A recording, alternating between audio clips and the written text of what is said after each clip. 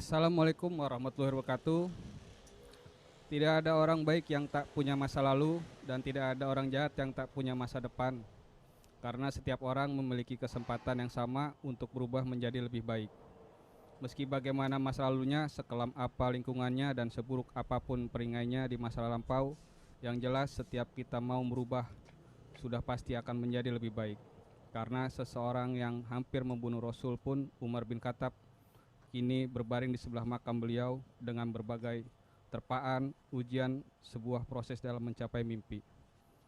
Menjadi sebuah tolak ukur betapa tidak mudah untuk hidup lebih baik, diperlukan kuatnya tekad dan kemauan. Tidak ada kata terlambat dalam memperbaiki hidup untuk menggapai mimpi, walau dalam perjuangan penuh rintangan, tantangan dan derai air mata, semuanya menjadi bumbu pelengkap dalam perjuang.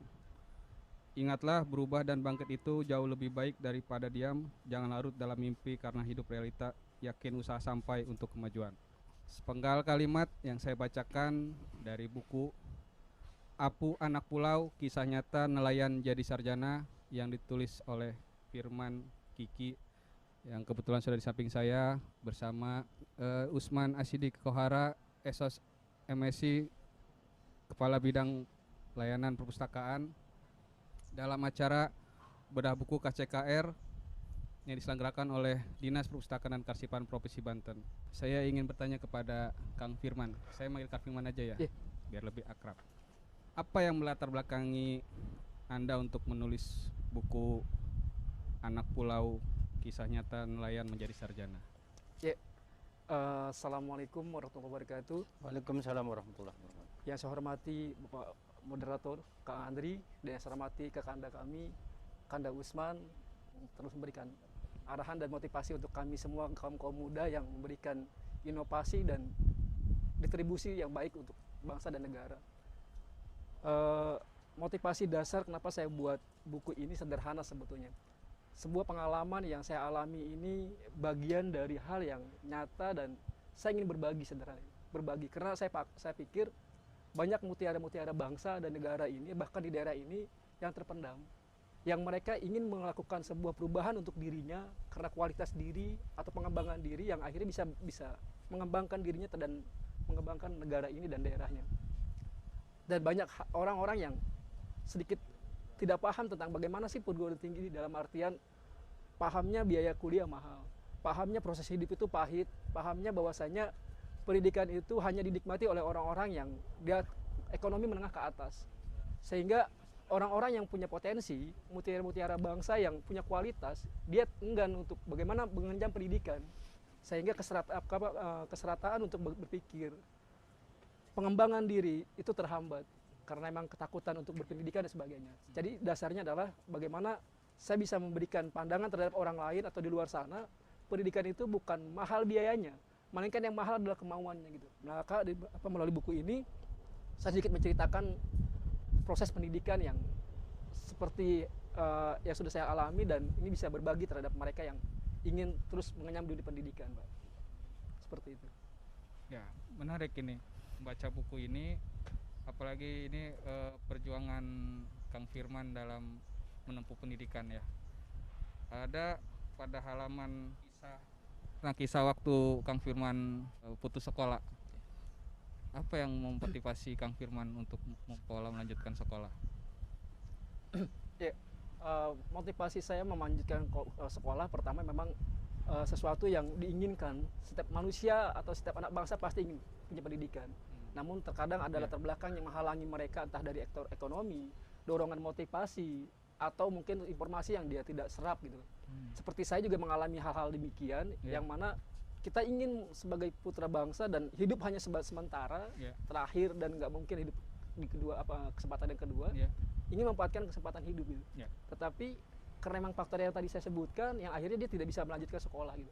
Secara prinsip banyak anak-anak bangsa yang ingin punya pendidikan, tapi secara materi dan lain-lain tidak punya. Dan kalaupun misalkan saya kemarin bangkit untuk melanjutkan pendidikan, karena saya pikir dengan pendidikan, dengan pengetahuan akan menyeratakan kesetaraan berpikir, kesetaraan ekonomi, dan kualitas sosial hidup manusia itu sendiri gitu. Sehingga bagi saya pada saat itu penting pendidikan untuk bagaimana mengangkat harkat dan derajat secara pribadi, untuk saya tampil di muka umum atau di masyarakat. Ya. Berarti sekarang ini Kang Firman kesibukan sehari-hari apa nih Kang Firman? Kalau untuk kesibukan sehari-hari biasa pengajar, terus juga iya, saya iya. juga di staf juga di salah satu pedesaan untuk Iya, membangun desa, karena saya pikir saya orang-orang desa harus bagaimana membangun desa dulu ya. untuk bisa lebih berkembang agar melahirkan orang-orang seperti saya yang pernah saya lahirkan dulu gitu. Iya, Seperti iya. itu, dan selanjutnya juga saya akan coba terus memberikan sosialisasi motivasi pendidikan terhadap kawan-kawan di lintas organisasi, di lintas pendidikan dan sebagainya. Iya. Sekarang saya bertanya kepada Pak Usman, bagaimana Pak seorang Kang Firman bisa memberikan inspirasi ke banyak orang dengan adanya buku ini, Pak? Jadi buku ini menarik ya. Terlepas nanti kita lihat bahwa ada sesuatu hal tentang pencetakannya, penulisannya, itu ada masalah teknis gitu ya. Karena masalah teknis bisa berkembang dan dikembangkan. Jadi berkembang dengan sesuai dengan perkembangan zaman kan buku, kemudian dikembangkan dengan model apa-apa yang lebih menarik. Karena mungkin itu hanya aksesoris supaya sebuah produk itu menarik untuk dibaca. Tapi pada intinya ini adalah bagaimana buku ini sebetulnya menginspirasi semua orang. Apa yang disampaikan tadi oleh Pak Andri, oleh Kiki juga, bahwa banyak keterbatasan yang membatasi kita. Ya. Keterbatasan itu dari aspek ekonomi, kemudian akses untuk tempat bagaimana dia mengembangkan dirinya, maupun keterbatasan hambatan tekanan yang luar maupun dari dalam. Nah, saya jadi teringat kan bukan kemampuan yang membatasi kita, tapi visi kita. Jadi seperti sering saya tanya misalnya di kalangan ya aparatur kami di Dinas Perpustakaan, kalau kita tidak punya bisa nggak nyampe Jakarta? Ya. Kalau yang udah mengatakan tidak bisa, berhenti sampai titik itu. Ya. Tetapi kalau yang bisa, itu akan berbuat dengan berbagai macam, entah nebeng, entah apa gitu. Saya contohkan banyak anak yang bisa ke sana kemari. Jadi pada intinya buku ini kan autobiografi, menceritakan sebuah sejarah pribadi sebetulnya Firman kita. Tapi ini bernilainya bukan pribadi, karena isi buku ini adalah mewakili banyak orang. Jadi ini buku, apa yang dialami oleh Adinda Kiki ini dialami mungkin banyak orang di Indonesia ini, khususnya di Banten. Tidak hanya di Pulau Tunda yang mungkin terbatas secara karena ada batasan laut dan lain-lain. Yang di wilayah yang sama-sama masih misalnya di kota Serang atau di provinsi Banten yang satu pulau pun juga banyak keterbatasan dengan berbagai model keterbatasannya. Tetapi cluenya, isi dari semua itu adalah bagaimana seorang Kiki memahami keterbatasan itu bukan sebagai sebuah keterbatasan, tetapi sebuah tantangan yang luar biasa. Bagaimana dia menyiasati keterbatasan itu. Dia tadi mengenai kemampuan ekonomi, kemudian barangkali keterbatasan jarak, keterbatasan dengan apa? Tadi ada pulau di orang pulau gitu ya kan 2 jam dari daratan terdekat gitu ya. Itu bagi orang lain itu sebuah hambatan. Tetapi bagi orang yang visioner gitu, berpikir ke depan, berpikir menjadi suatu, itu menjadi modal tantangan yang luar biasa. Bagaimana seorang anak pulau mampu menaklukkan gitu tadi, menaklukkan berbagai hal, menaklukkan dari aspek pendidikan yang mampu gitu, bisa sampai S2, itu tidak mudah begitu, karena mungkin banyak aspek siapa ini gitu, ketika dia mampu mengangkat harkat martabat dirinya dengan memperlihatkan bahwa saya punya nilai lebih, maka banyak penghargaan di mata orang, termasuk ini. Yang paling penting dari ini semua karena kaitan dengan bedah buku, bagaimanalah kita mampu mendokumentasikan dalam produk literasi buku gitu kan, itu tidak semua orang mampu. Semua orang punya cerita perjalanan sejarah masing-masing. Mungkin kalau dirangkai saya juga banyak tuh ya. Dari kuliah nggak kemudian terjadi macam-macam, kumpul sama preman, sama kiai, sama macam, sampai akhirnya balik lagi, tetapi tidak mampu. Seorang Kiki mampu mendokumentasikan dalam sebuah produk literasi informasi yang luar biasa, yaitu buku. Ya kan, terlepas dari kita misalnya cara bagaimana supaya buku ini menarik, karena autobiografi ini terus terang kaitannya dengan kajian terhadap bukunya, itu kan sebetulnya sesuatu hal yang belum tentu menarik orang kalau nggak terkenal. Autobiografi Usman siapa nanti mau lihat? Makanya kemasannya biasanya yang dibuka jadi sesuatu yang menarik, dan cara penulisannya bukunya juga juga lebih baik lagi. Itu tuh masalah teknis nanti. Tetapi yang jelas bahwa mendokumentasikan suatu perjalanan historis pribadi maupun orang lain itu tidak mudah. Dan ini sudah dilakukan oleh Kiki, yang tentu saja kita harus apresiasi gitu. Barangkali itu. Saya kembali lagi ke Kang Firman ya. Dalam buku ini kan biasanya dalam autobiografi kan ada fase-fase. Nah, kita mulai dari fase anak-anak lah. Coba Kang Firman ceritakan lah waktu masa kecilnya seperti apa. Pertama sebetulnya memang ada tema di buku-buku ini. Pertama memang saya menjelaskan tentang bagaimana Pulau Tunda, karena itu data kelahiran saya coba memaparkan sehingga orang tahu, karena banyak yang tidak tahu tentang Pulau Tunda. Adapun fase saya sebagai anak Pulau Tunda di sana, sebetulnya saya lucu dalam artian di pulau itu orang, karena memang informasi terbatas, pengetahuan juga terbatas, pahamnya dunia ini cuma dua, Pak. Ada Pulau Tunda sama Arab. Karena emang pada di kampung itu kan ada yang ke Arab misalkan gitu. Kita nggak ngerti tuh ada Banten misalkan, kita nggak ngerti tuh ada provinsi Banten. Dan selanjutnya ya pola bermain anak-anak pulau ya sebatas itu saja gitu kan, kayak macamnya makan main kelereng, main layang-layang, mancing, sebagai berenang dan sebagainya gitu. Karena emang berteman mereka ya cuma seorang-orang itu aja gitu. Dan itu yang akhirnya kita selalu menggunakan permainan-permainan alat-alat tradisional dan sebagainya gitu. Karena emang alat-alat modern kayak macamnya jimbot pada saat itu PS dan sebagainya nggak masuk. Dan kita mengisi kehidupan kita pada anak-anak itu ya hanya sebatas mancing, berenang, main layang-layang, dan itu saja sebetulnya untuk masa anak-anak kita itu. Nah ini kan ada fase ketika Anda pindah ke Cirebon ya. Nah, di Cirebon ini dalam buku Anak Pulau. Terus kembali lagi ke Kota Serang dan akhirnya sampai menjadi sarjana gitu. Pertama Pak, sebetulnya motivasi saya berangkat untuk lebih baik itu bukan hanya sebatas motivasi pribadi, berubah diri ya, tapi memang ada misi untuk bagaimana membangun daerah. Termasuk saya juga membangun Pulau Tunda gitu. Ketika saya ke pos pesantren itu tujuannya hanya mencari ilmu untuk bekal pribadi dan masyarakat saya di Pulau Tunda. Motivasinya itu. Selanjutnya ketika saya ke sekolah langsung ke kelas 3 pada saat itu, saya juga akhirnya melanjutkan ke kuliah. Kenapa saya kembali ke Serang? Karena tadi saya juga menganalisa kemampuan saya seperti apa, kekurangan saya di mana, dan itu menjadi sebuah dasar sehingga bagaimana sih bisa ngebangun Pulau Tunda. Karena kan Pulau Tunda di daerahnya adalah Kabupaten Serang. Maka disitulah saya harus mengambil kesimpulan, saya harus balik ke Serang untuk membangun pengetahuan dan membangun relasi yang nanti akan saya bangun Pulau Tunda gitu. Karena pada prinsipnya bukan hanya membangun diri sendiri gitu pada saat itu ya, tapi saya membangun daerah saya sendiri gitu. Yang mau katakan orang tidak pernah tahu Pulau Tunda itu seperti apa gitu. Kondisinya bagaimana dan masalah-masalahnya bagaimana nggak tahu. Dan kita yang tahu betul Pulau Tunda seperti apa dan harus bagaimana gitu. Sehingga itulah yang menjadi dasar saya harus kembali ke Serang ya, membangun pengetahuan dan membangun jaringan. Menarik ya, ini ada niat baik. Kalau kita memakai bahasa anak sekarang tuh sarjana balik kampung ya. Sarjana balik kampung. Biasanya kalau zaman dulu pulang kampung tuh jadi kepala desa ya Pak? Iya. Kalau sarjana zaman. Berarti kan karena tadi saya dengar tentang membuat jaringan. Berarti kan itu tidak hanya serta-merta hadir langsung ada gitu. Pasti kan kita mulai dari bawah, kita belajar berorganisasi. Nah, ketika Kang Firman membuat relasi itu, organisasi apa saja yang pernah digeluti oleh Kang Firman? Sebetulnya sederhana saya masuk organisasi itu karena tadi ya, saya setiap melangkah itu harus menggunakan SWOT, analisis SWOT, kelemahan saya di mana, kekurangan saya di mana, atau peluangnya berbagaimana, dan apa yang harus saya lakukan. Sebetulnya sederhana saya masuk organisasi adalah satu Pak, saya ini secara pengetahuan SD Pak. Saya menyadari bahwa sekolah saya adalah secara formal itu SD. Setelah SD saya melaut 6 tahun. Sekolah SMP cuma ikut paket karena 9 tahun waktu itu wajib 9 tahun, saya ikut ujian, ujiannya saja. Saya pun ke Cirebon pesantren dan ternyata saya punya kesempatan untuk sekolah itu pun langsung kelas 3 Pak. Jadi saya tidak punya kesempatan untuk sekolah SMP dan SMA sebetulnya. Saya murni lahir dari nelayan itu dan dasar saya adalah SD sebetulnya. Nah, ketika saya sekolah kuliah, hampir saya berhenti kuliah.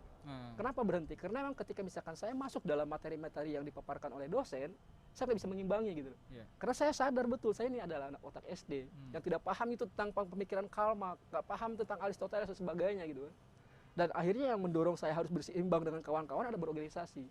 Nah, ketika saat itu dasar saya adalah saya harus punya mental, saya harus punya ladang dakwah dan saya harus punya intelektual. Makanya saya masuk di 3 organisasi kayak macamnya ada saya masuk di himpunan HMI, himpunan mahasiswa Islam, karena pada saat itu dikenal, saya yang mengenal anak kawan-kawan di HMI itu terkenal intelektual katanya, terkenal dialektika dan sebagainya, dan saya harus pengen berbicara di banyak orang gitu kan.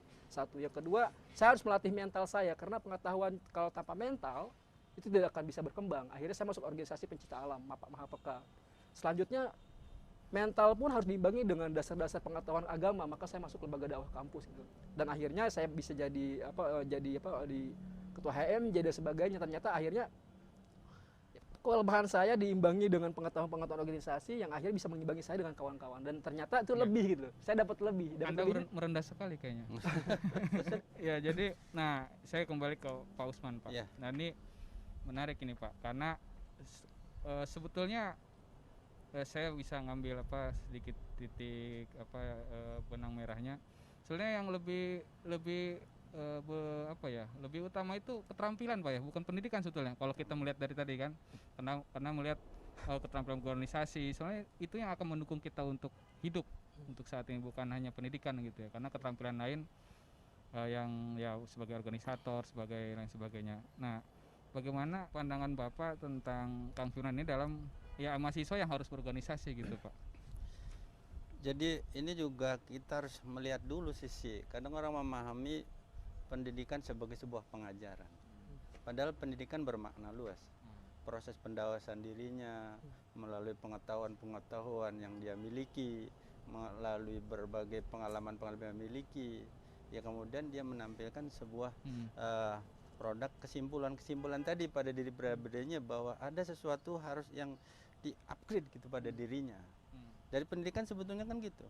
Makanya kan pendidikan tuh bukan sebuah pengajaran gitu. Pendidikan tuh maksudnya memberikan sebuah pemaknaan.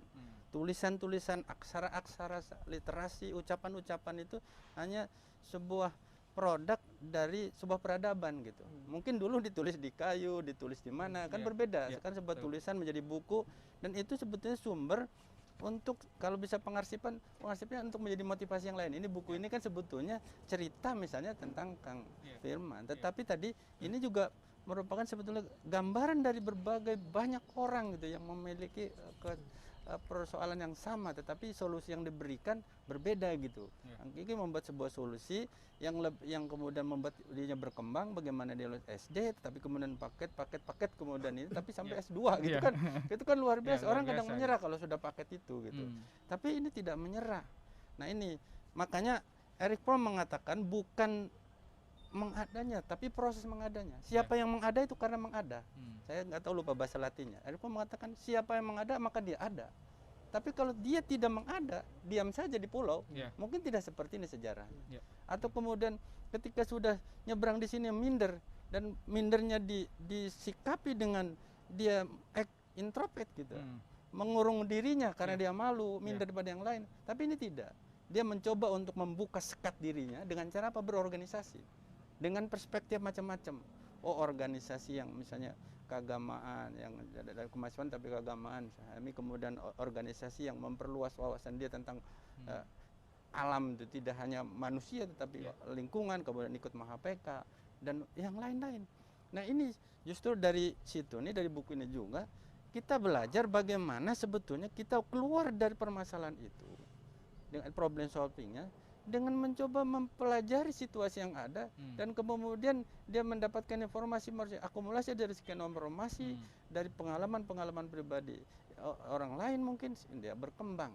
Nah ini yang justru dari inspirasi dari buku ini, bukan hanya nelayan gitu, mungkin anak petani gitu kan, ini kan bisa diganti tuh, anak nelayan jadi sarjana, anak petani jadi sarjana, anak yang bapaknya misalnya pengangguran jadi sarjana, anak siapa saja, anak tukang beca sarjana.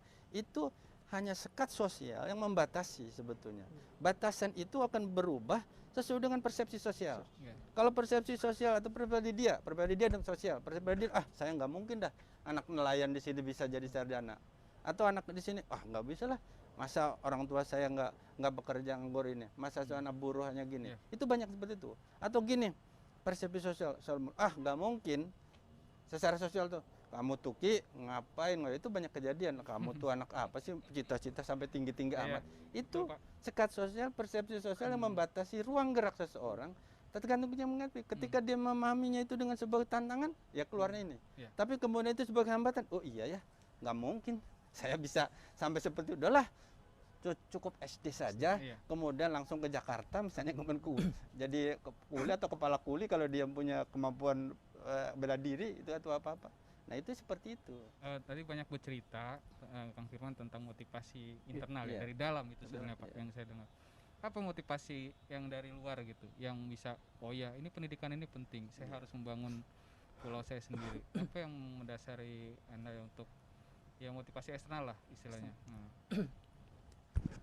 Sebetulnya sederhana kalau yang saya lihat Pak ya. Hmm. Karena emang tadi itu ketika Karena seorang di buku ini ada, maaf ya dipotong, karena di buku ini Anda pernah melihat mahasiswa UPI datang ke Pulau Tunda. Nah itu tuh belum terlalu nggak, Explore. iya nggak dieksplor gitu. Itu apakah salah satu motivasi internal atau memotivasi, apa ya. seperti apa gitu?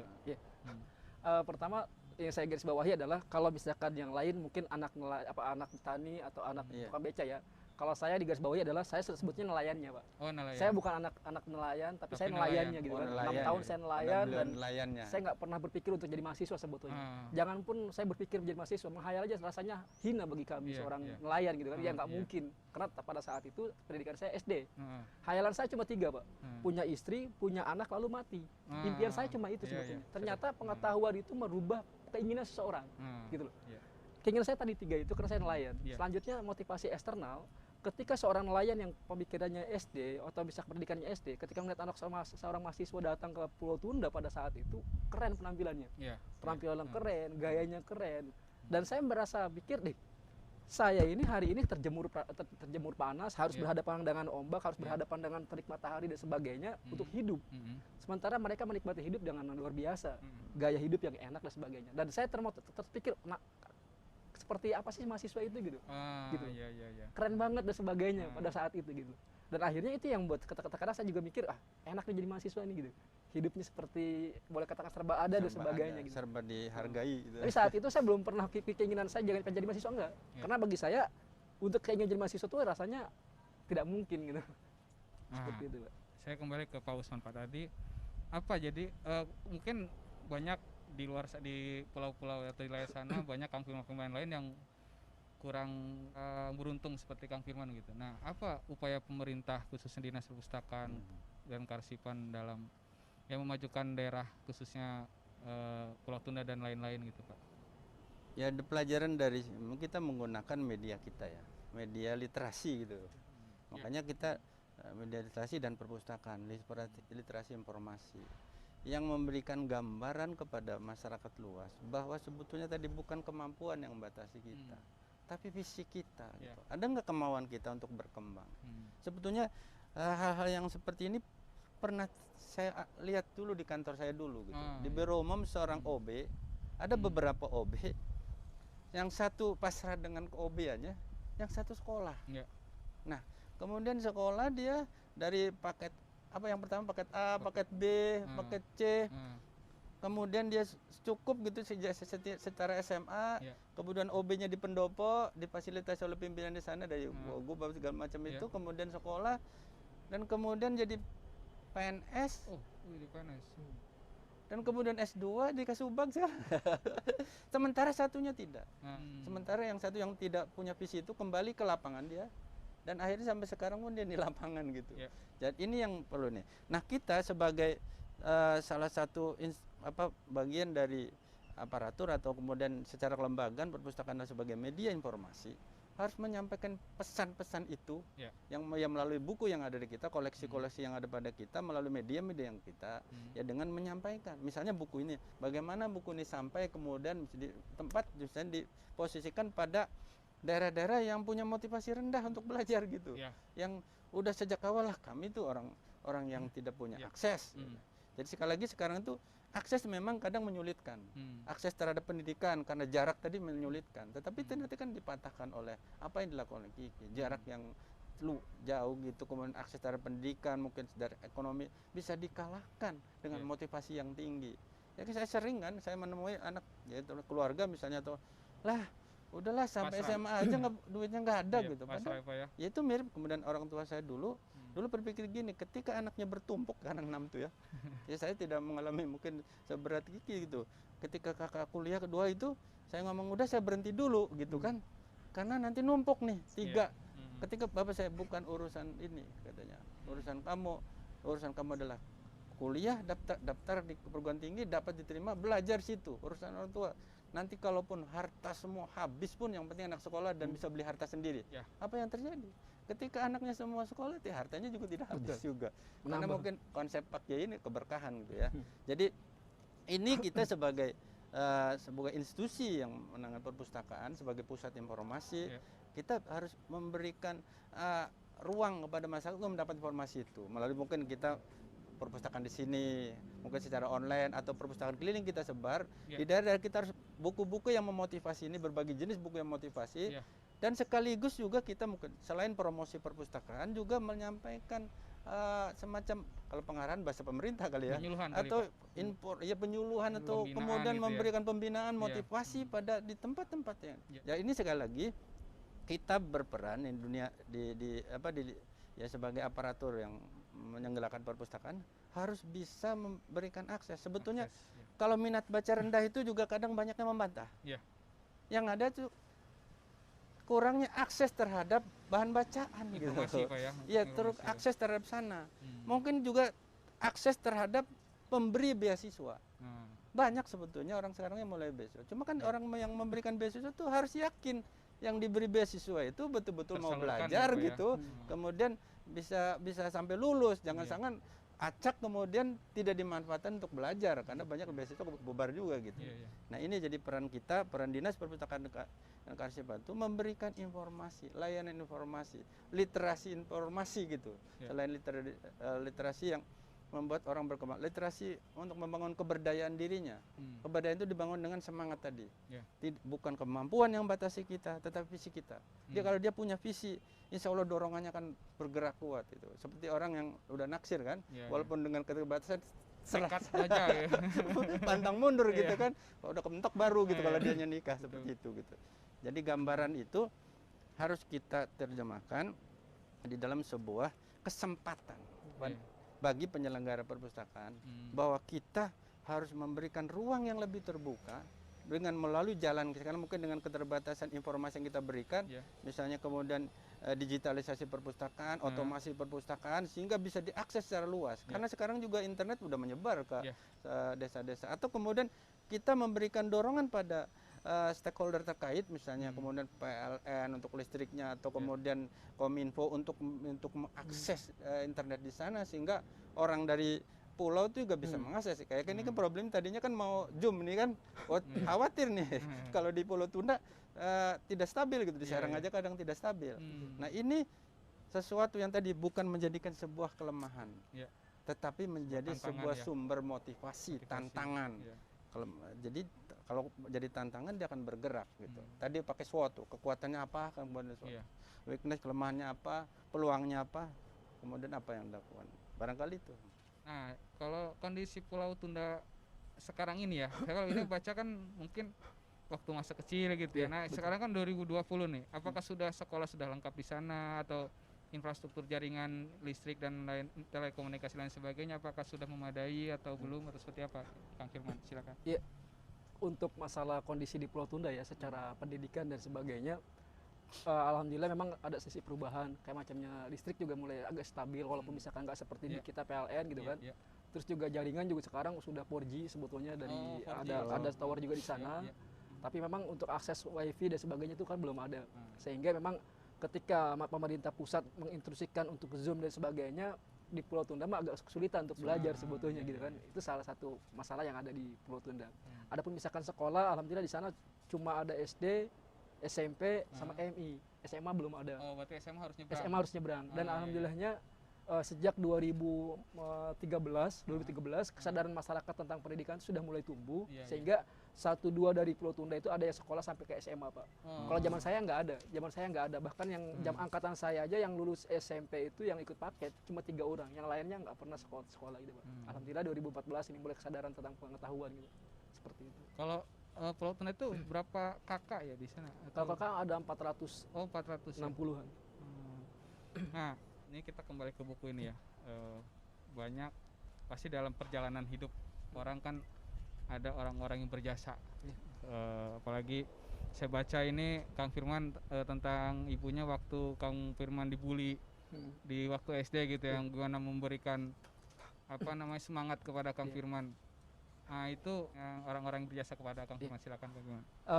Sebelum saya menjelaskan lebih rinci, sebetulnya yang membuat saya merasa bangga dan terharu dalam buku ini adalah satu, Pak. Kalau misalkan saya sebagai penulis atau bisa bikin buku ini hal yang wajar, karena saya belajar. Tetapi, dan saya juga terpikirkan, membuat buku ini tujuannya adalah umur saya sangat terbatas. Umur saya terbatas. 40 tahun saya akan meninggal atau 60 tahun saya akan meninggal. Dan orang tidak akan kenal saya. Tetapi dengan buku, orang akan terus mengenal saya gitu. Nah selanjutnya saya bilang tadi, kalau saya bikin buku itu hal yang wajar, karena saya belajar. Tetapi yang saya buat saya bangga adalah, dan saya berbahagia adalah, saya menuliskan cerita orang tua saya. Saya menuliskan cerita ibu dan ayah dan mama saya. Yang beliau tidak pernah tahu tentang cara menulis dan sebagainya. Tetapi saya coba sebagai anaknya mengabadikan kisah beliau misalkan gitu di buku ini. Dan itu buat saya sangat bahagia sekali sebetulnya. Hal itu yang membuat saya sangat terharu dan bangga gitu. Maka motivasi saya dalam hidup adalah kedua orang tua saya. Adapun misalkan orang lain, bagi saya adalah guru saya di pesantren, guru saya di pesantren yaitu di Cirebon, yang selalu mendoakan saya dan melakukan sesuatu mendoakan saya yang ternyata hal yang tidak mustahil menjadi nyata gitu kayak gitu. Ketika beliau bilang, "Man, Sira pulang dari Cirebon, pesantren di sini, pulang jadi kiai," bahasa beliau.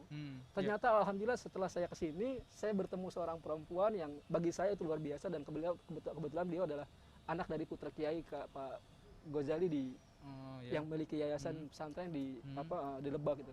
Ternyata doa-doa itu yang akhirnya membuat saya semangat untuk bangkit dalam memperbaiki diri. Selanjutnya juga ya senior-senior saya di organisasi yang terus memberikan support gitu kan, memberikan arahan dan pandangan-pandangan hidup gitu. Karena emang saya ketika misalkan di masa seorang anak pulau tuh gelap, apa yang harus saya lakukan gitu. Saya tidak ada mentor selain mereka-mereka. Dan yang paling saya terkesan adalah ada Pak Sawian yang pada saat itu memberikan saya dorongan ketika saya galau untuk melawan orang tua atau tidak mengikuti orang tua. Karena pada saat itu saya pengen pesantren ke Cirebon, orang tua saya nggak ngebolehin semuanya. Faktornya ekonomi sebetulnya Pak. Akhirnya saya curhat sama orang lain, apakah selamanya melawan orang tua itu salah? Dan beliau bilang tidak. Selama kamu punya tujuan, selama kamu punya arah, karena pada dasarnya pendidikan, keinginan orang tua dengan kita itu beda. Akhirnya saya berprinsip, oke lah, mungkin saya harus melawan untuk saat ini, dalam artian keinginan orang tua saya harus jadi nelayan, saya pergi ke sana. Dan akhirnya saya berangkat. Dan banyak hal sebetulnya dari eksternal yang mendukung saya untuk menjadi lebih bangkit gitu kan. Bahkan sampai saat hari ini pun, sampai buku ini jadi pun, beliau juga memberikan motivasi saya, dorongan saya untuk ayo buat sesuatu yang bisa dimanfaatkan untuk putra bangsa gitu. Karena sejatinya kita hari ini hidup untuk merangkai kehidupan yang akan datang. Karena bagi saya akan menemukan masa tua. Generasi yang akan datang, kalau misalkan generasinya bodoh, maka tua saya akan bodoh. Tua saya tidak akan dilayani dengan orang-orang yang pintar gitu Pak. Makanya itu menjadi dasarnya sebetulnya. Luar biasa ya. Luar biasa. Jadi buku itu kan sebagai ini Pak ya. Jadi buku itu sisi lain menciptakan keabadian, tanda kutip. Karena Bung Karno sudah tidak ada, tapi orang masih mengenal Bung Karno. Generasi yang tidak mengenal Bung Karno juga lihat karena tulisannya. Dan tulisan itu menginspirasi banyak orang gitu. Jadi makanya kalau ada buku, orang-orang yang itu mungkin sudah kemana, tapi sudah meninggal dunia, sudah apa, tapi dia tetap gitu. Jadi mungkin itu klunya. Jadi Firman ini jauh lebih, biasanya kan masalah ekonomi ya. Ya kan udah saya pengen lulus supaya bisa bekerja, biasanya gitu, kemudian bisa punya. Ini malah kembali ke kampung Pak ya? Iya, enggak. Tadi bagaimana supaya dia ketika meninggal pun dikenal. Itu kan buku menciptakan tanda kutip keabadian itu. Betul. Nah, sekarang closing statement dari Kang Firman dulu lah sebelum kita menutup bedah buku ini. Apa yang ingin disampaikan oleh Kang Firman? Pertama, saya ucapkan terima kasih kepada DPK, Dinas Perpustakaan, yang alhamdulillah telah memberikan kami kesempatan untuk memberikan pemaparan ini. Dan mudah-mudahan ini bukan yang kesekian kalinya Pak. Banyak putra-putra daerah yang akan bisa berkembang, yang akan disupport oleh Dinas Perpustakaan. Selanjutnya, untuk persoalan masalah buku ini, masih banyak orang-orang hebat yang sudah bikin. Ini hanya sebatas sedikit yang coba saya utarakan sebetulnya sebagai putra daerah. Karena saya pikir karya-karya yang di luar sana lebih bagus gitu kan. Iya. Tapi saya tetap berupaya untuk melakukan hal yang sekecil apapun gitu. Sebelum apapun saya akan coba lakukan ini menjadi terbaik. Selanjutnya di kesempatan ini saya coba terima kasih kepada kedua orang tua saya dan terima kasih banyak atas doa, dorongan dan motivasinya. Dan secara prinsip buat orang teman-teman yang di akademisi yang sudah memiliki pengetahuan pada pendidikan, berbagilah gitu. Yang tadi saya sebutkan tadi di dalam buku ini sebetulnya sederhana. Buku ini adalah cerminan pemikiran kita untuk membantu orang lain agar berpikir seperti kita. Selanjutnya buat kawan-kawan yang di dalam dunia akademisi, berkarya itu lebih baik ketimbang kita diam. Karena pada prinsipnya di pundak kita itu banyak tanggung jawab untuk bagaimana memberikan solusi terhadap mereka. Entah memberikan jalan, atau memberikan pandangan, atau mendorong gitu. Dan terkait masalah dinas terkait pemerintah daerah, pemerintah kabupaten atau provinsi, banyak mutiara-mutiara yang terpendam di daerah-daerah sana, entah di pegunungan, Pak, di laut dan sebagainya gitu kan. Yang mereka punya potensi dan punya keinginan yang sama dengan apa yang kita alami gitu.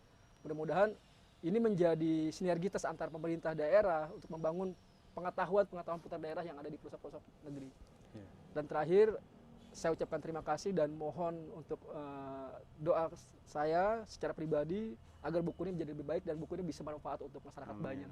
Terima kasih. Ya. Terakhir untuk Pak Usman silakan closing statement Pak. Terima kasih. Jadi pada intinya kami mengapresiasi terhadap apa yang produk ilmiah ya kalau ini ya, literasi yang dibuat oleh saudara Firman ini, dan itu tidak menjadi sebuah titik akhir dari perjalanan saudara Firman. Artinya ini buku ini memang perlu, di samping bukunya perlu ada pembenahan-pembenahan, tapi mungkin produk-produk lain, jadi literasi yang lain dibuat, buku-buku lagi, karya-karya yang berbentuk buku lagi yang akan terus dihasilkan oleh Firman. Kemudian pada intinya apa yang kita lakukan sebetulnya sesuai dengan, selaras dengan visi misi kan Provinsi Banten, Banten maju mandiri, berdaya saing sejahtera, berakhlakul karimah. Jadi maju mandiri itu kan kalau ada kemajuan tadi kita upayakan ada kemandirian setelah kita maju gitu kan, punya daya saing dibanding yang lain. Dan tidak lupa karena kita orang Banten ada akhlakul karimah. Dan ada misi ketiga kita adalah peningkatan akses pemerataan pendidikan berkualitas. Itu salah satunya tadi PR dari ini, mungkin ada sini yang harus pendidikan yang harus yang melalui jalur sekolah yang harus kemudian mungkin di pulau-pulau yang masih wilayah Indonesia, wilayah Provinsi Banten khususnya, atau di Kabupaten Serang atau di Kota Serang yang terdekat ini, untuk mungkin lebih dibuka lagi akses pemerataan dan kualitas pendidikannya itu, sehingga saya yakin bahwa ini apa yang kita lakukan sebetulnya selaras dengan itu semua. Cuma implementasinya adalah sesuai dengan tupoksi, kalau bahasa tupoksi, atau peran kita masing-masing. Pemerintah melalui tupoksi masing-masing, masyarakat tadi generasi muda atau mahasiswa melakukan segala hal, tidak hanya melihat atau mengomentari misalnya sekedar ini kok nggak ada yang mau, ini kenapa pendidikan di tempat ini tidak bisa. Jadi itu kita intinya terakhirnya kita tidak boleh selesai pada masalah, tapi selesai bagaimana memberikan solusi terhadap masalah. Itu yang bisa saya dapatkan dari saudara Firman ini. Dia banyak masalah tetapi membangun sebuah solusi masalah yang kemudian itu membuat dia sampai saat ini. Terima kasih. Selamat buat Kang Firman Kiki ya.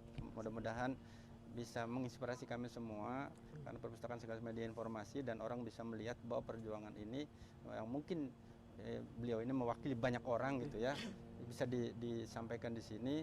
Dan kami tentu saja mohon ya dari Dinas Perpustakaan Karsiapan, mohon juga masukan apa yang harus kami lakukan untuk menjembatani tadi sebetulnya ketidaksediaan akses informasi terhadap buku pembelajaran atau pendidikan yang berkualitas itu, untuk mendukung visi misi gubernur itu. Terima kasih. Ya,